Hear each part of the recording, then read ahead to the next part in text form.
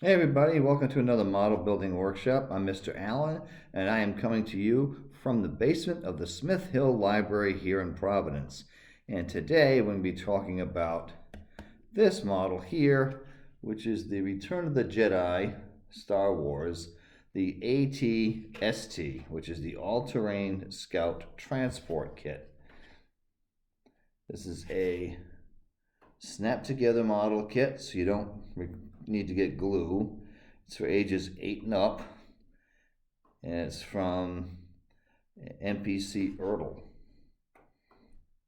So this dates from, I saw a date on the box here. I think it was 1992.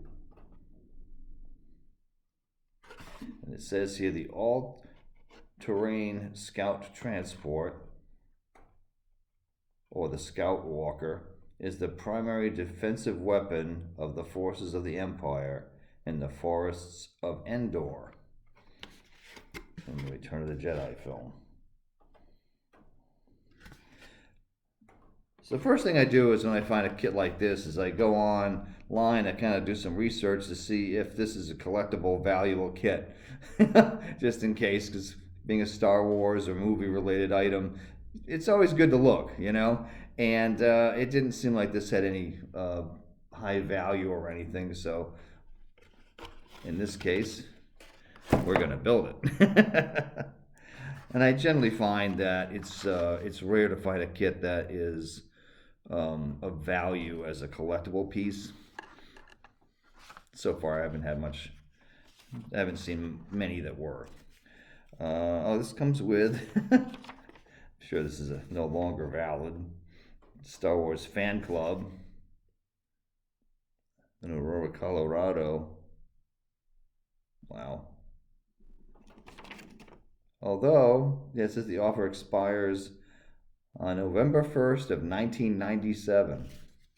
So considering the age of this kit, and it had been shrink wrapped, it looks like it's brand new, like it just came off the factory shelf, huh? Yeah, so there's a lot of different dates here, because this has got Star Wars trademark 82, 1990 Lucasfilm. So this is the instruction sheet here. And it's got a little bit of text here explaining basically how to build a model. Some nice tips about, cleaning up flash, test fitting parts.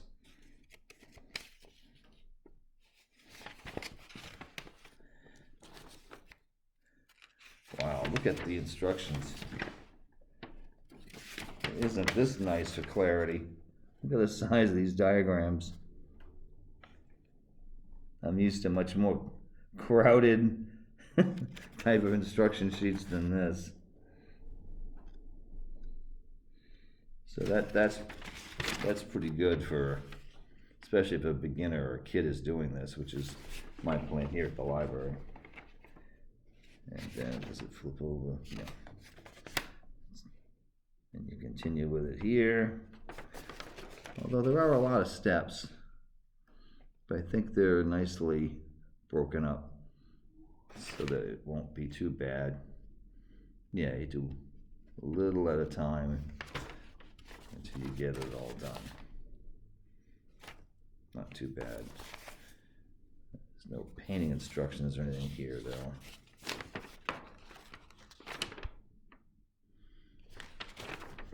No. I guess you look at the box and figure that part out. What else is here?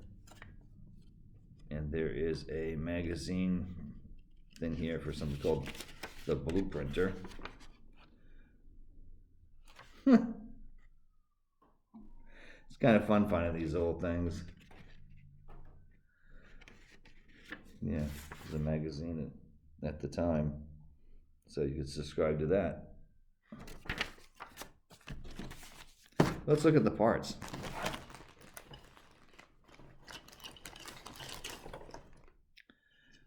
So it's a pretty good size. Not too fiddly. Lots of fun little details here that if you wanted to paint or detail, or add washes and things to it. Lots of little things you could pick up with a brush. So it's just the 2 sprues. It's got the legs, feet, weaponry. Looks like a pretty clean model kit. I don't think that these will be too difficult to get off the tree. Sometimes the attachment points on models can be really, challenging to remove the parts, but this looks like it's going to be pretty good. And again, the detail looks kind of nice.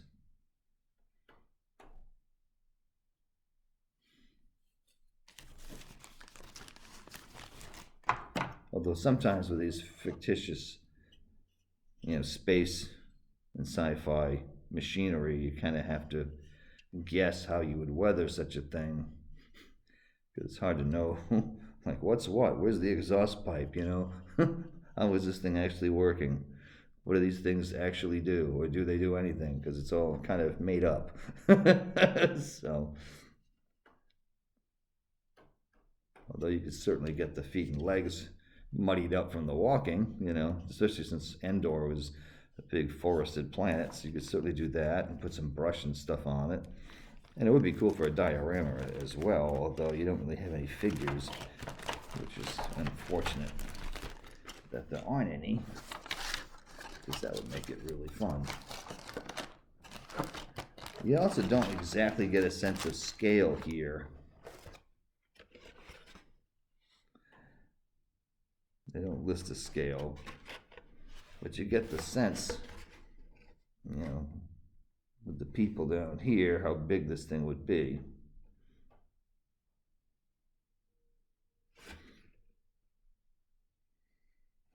It would be nice if you had other things like figures and stuff like that to work with. I guess the only other indicator here, which is interesting, is that you have the hatch. It can be put open if you wanted to, by the looks of things. If you had a figure, that would be kind of fun. I'm guessing by the look of that, it might be 1/48 scale, but I have no real idea. That's just eyeballing it. So we'll see how this goes, because it's a Snap Tite, no glue. I usually add glue to these kits anyway to make sure that they stay. It's not required, but I like to, just in case. All right, and that's a look at the Star Wars Return of the Jedi AT-ST Snap Tite kit. We'll see you next time in the next model building workshop. Bye now.